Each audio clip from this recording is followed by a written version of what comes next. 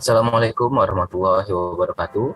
Kami dari kelompok Arsitektur Enterprise pada video kali ini akan membawakan sebuah materi dengan tema Arsitektur Enterprise. Pertama, perkenalkan dulu anggota kelompok kami. Pertama, ada saya sendiri, Andri Daviano, bertugas sebagai moderator. Lalu ada Franco Alrashid Arutonang, bertugas sebagai pemateri. Lalu ada Anugrah Mukti Kumoro, bertugas sebagai editor. Dan ada Friti Fitriarti dan Mutiara Medani untuk di sesi tanya jawab nantinya.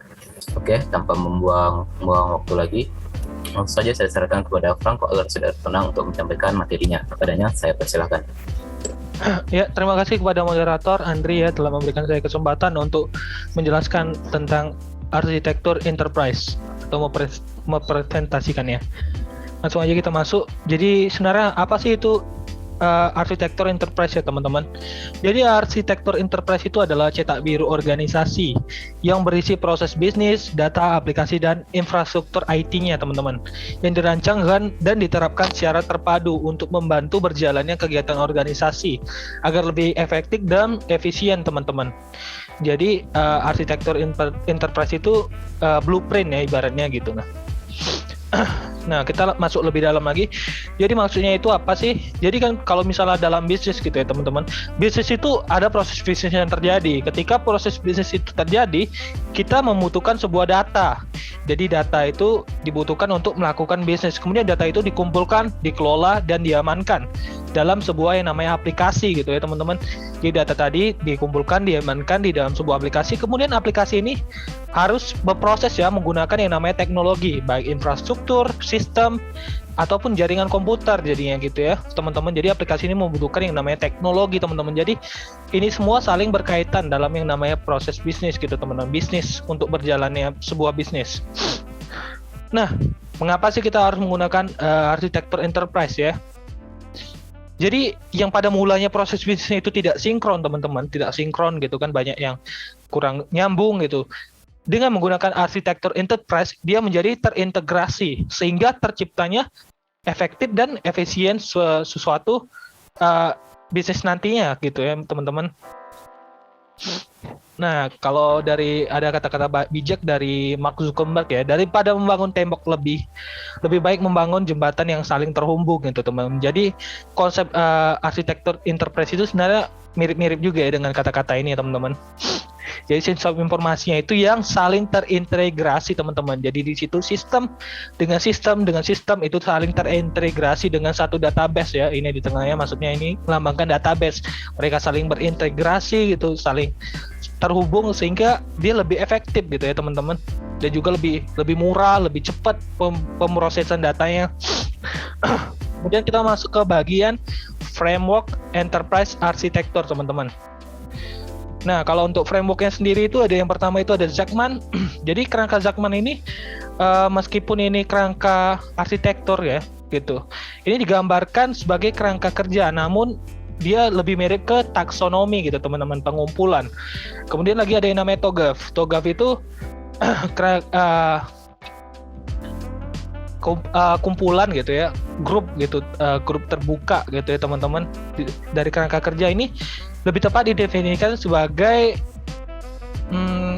proses teman-teman kalau TOGAF. Kalau VA itu Federal Enterprise Architecture. Ini dia nih lebih cocok untuk metodologi prospektif untuk membuat arsitektur enterprise-nya. Kemudian kita masuk ke Zachman ya. Zachman ini framework arsitektur yang menyediakan cara formal dan sangat terstruktur untuk melihat dan mendefinisikan suatu enterprise. Framework ini terdiri dari sebuah matriks 2 dimensi ya teman-teman nih. Ini matriksnya 2 dimensi, bisa teman-teman lihat di samping ini ya, ada matriksnya.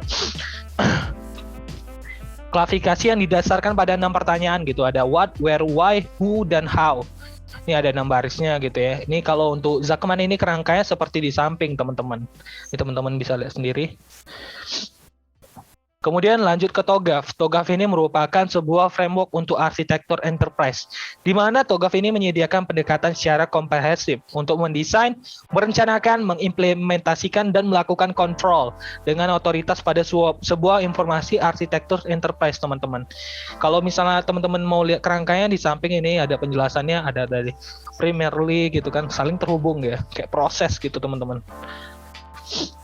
Kemudian lanjut ke VEA, Federal Enterprise Architecture.